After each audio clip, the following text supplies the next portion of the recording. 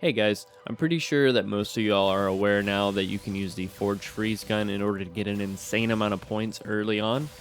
I'm going to show you today how you can also pair this up with scope dollars to really maximize the amount of points that you can get by round 3. And by round 4, you can have 5 perks, a pack-a-punch pistol, and starting on your Setecom defense. Using this strategy, I was also able to get to the boss fight by round 10. I could have possibly gotten to the boss fight by round 8 or 9 had I tweaked my strategy a little bit during the game, but for the most part it worked out. Except for not having a wonder weapon pistol. So first off, as always, you're going to need to make your way to the arcade and turn on the power in that area. You want to slowly kill the zombies that you have. Make sure you unload 6 or 7 shots into the legs of a row of zombies and then knife them. The first round really doesn't matter too much. It's also a good idea to go ahead and try to get Neil and put him together in order to progress a little bit further, so you have a few extra tickets before you even get into the arcade. For round number 2, you're going to do exactly the same thing until you get enough points to open the arcade, in which you should stop. Ideally, you want to leave 2 zombies, so that way you don't have runners. However, you can do this with a runner. It's just a little bit easier if you have both zombies walking around instead of chasing after you while you're trying to play the arcade games. Try not to progress to round number 3 until you have the Forge Freeze. So just play the games until you get enough points to get the Forge Freeze. It should be very simple. The basketball arcade game and the cryptid attack game, those are definitely going to be the ones that you get the majority of your tickets. However, you can also get a lot of tickets from the skee ball. Again, just kind of use the strategy that I have been showing you. Go for the 25. You'll at least get 75 tickets every single time, and it is a very easy target to hit once you get the spot locked in.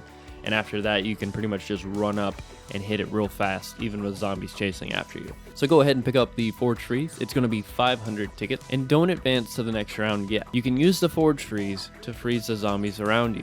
If they're chasing after you, or if they're close, you can freeze them, and you can continue to play games and earn more tickets. You're also going to need to get a few items out of the vendors around the map, and you can also use these tickets as well for the Easter egg progression, or some grenades or max ammos, or whatever you want to use it for.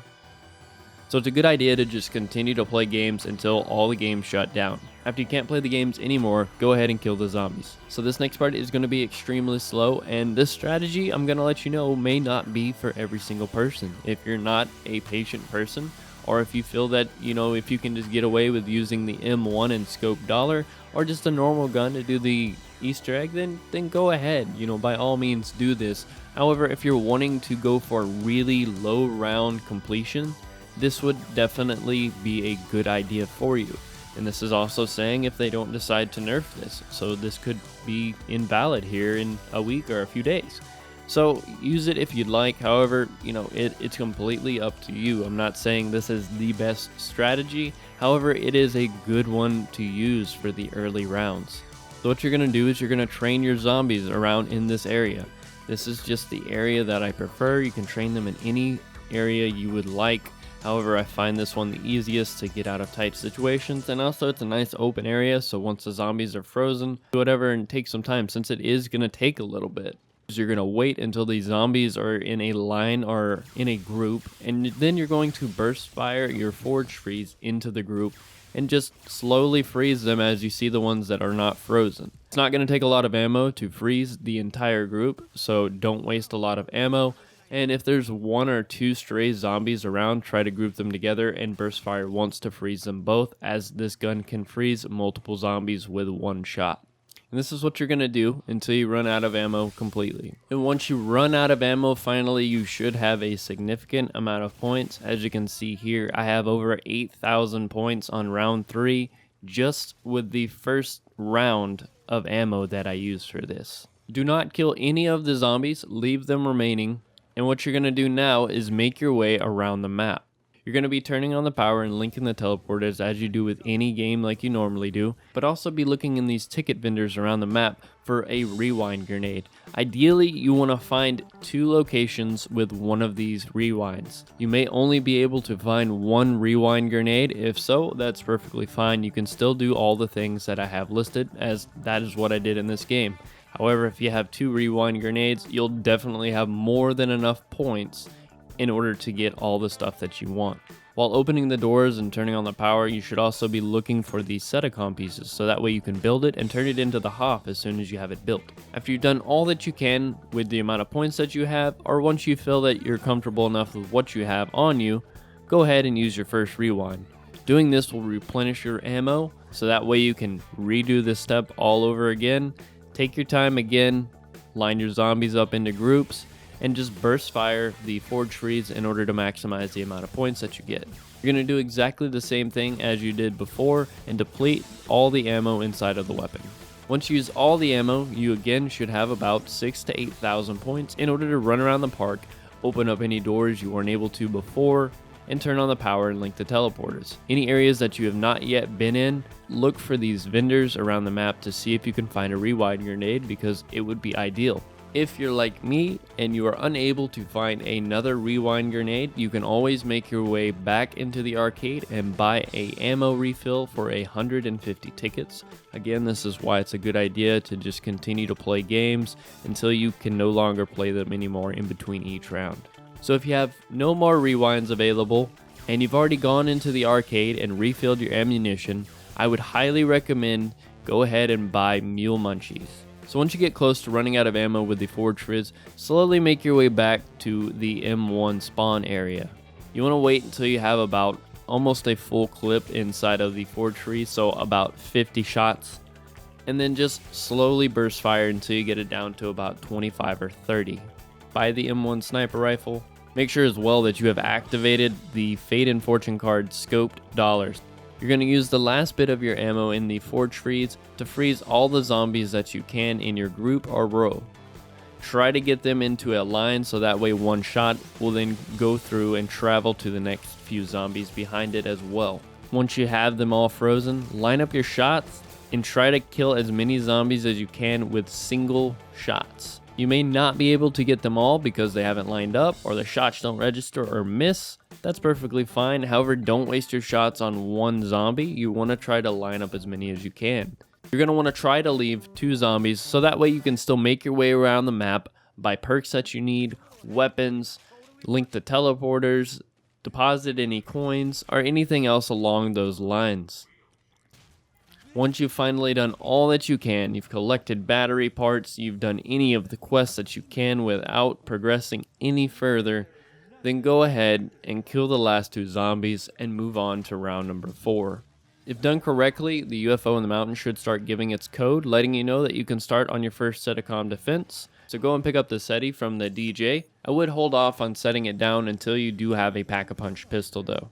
What you want to do is line up your shots again in a train with zombies, but use your pistol, since you did get that ammo refill from the arcade earlier, and just use the entire clip.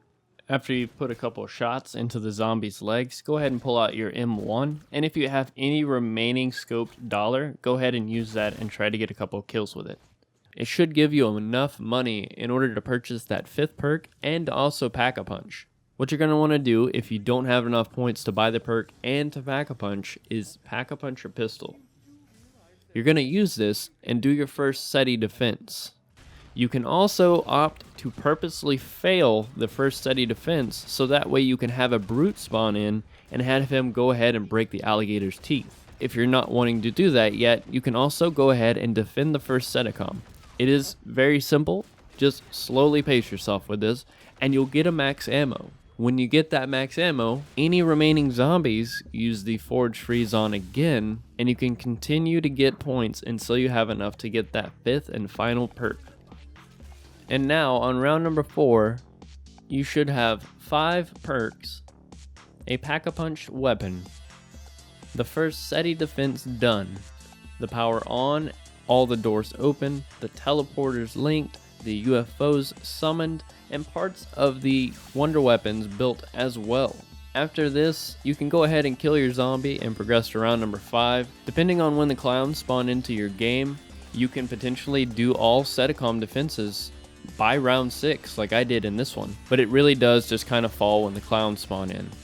So with a few adjustments to this strategy, changing up some of the Fate and Fortune cards, I'm pretty sure some of you guys can possibly get to the boss fight as soon as round 8 or 9 Here I was able to get in at round 10. I think I was able to get in at round 9. I really wasn't paying attention and I advanced rounds too fast. You could potentially beat the boss and complete that by round number 8. You will, however, need a wonder weapon crafted in order to complete the Easter egg, as you use it to destroy the UFO at the end and upgrade your weapon.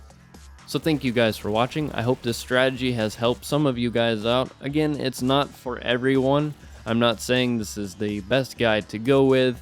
However, it is a very decent one, and it will help you out if you're going to be going in for a low round Easter egg completion. If you make a few adjustments with your Fate and Fortune cards, I'm pretty sure this would be a breeze to go through. So in the next few days, I'll be releasing a few videos. They're going to be different than these guides and strategies. I don't want to just make these constantly. You guys are going to be getting some mixed content in here as well. However, it is still going to be zombie related content, so don't worry. I'm not going to do Minecraft Let's Plays or stuff like that. So yeah. And hopefully with these videos too, you'll get a little bit more of my personality and not this sort of like monotone tutorial Easter egg guide thing. You don't have to worry, I still will be posting guides and strategies and stuff like that as they come along. However, I can't constantly do these. They'll get boring and stale for me. I would like to mix up my content a little bit, and I think it'll be a lot of fun and more engaging and show you guys a little bit more of my personality and who I am. So again, thank you guys so much for watching, and I'll see you in the next video.